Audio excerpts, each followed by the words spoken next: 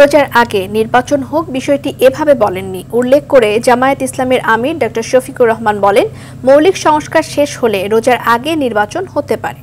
লন্ডনে খালেদা জিয়ার সাথে সাক্ষাতে রাজনৈতিক আলোচনা হলেও নির্বাচন নিয়ে কোনো কথা হয়নি বলেও জানান তিনি। বিস্তারিত আলওয়ান খানের রিপোর্ট।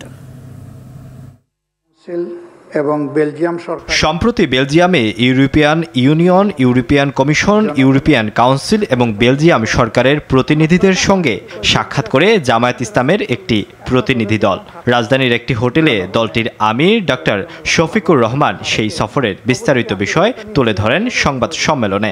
ইউরোপের সাথে আমাদের দেশের সফরে নির্বাচন নিয়ে নিজেদের অবস্থান তুলে ধরে দলটি। সেখানে সংস্কার ছাড়া নির্বাচন হলে সেই নির্বাচন কাজে আসবে না জানান শফিকুর রহমান।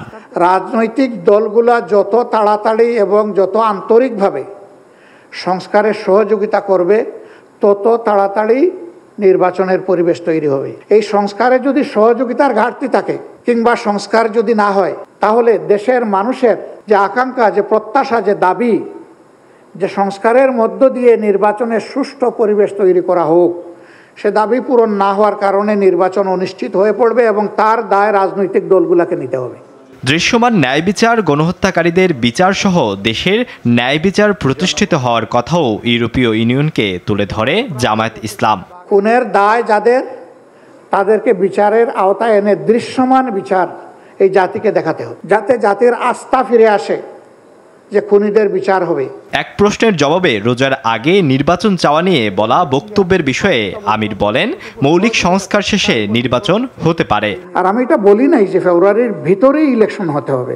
বাস্তবের প্রয়োজনে একটু আগাইতে পারে, একটু পিছাইতে পারে।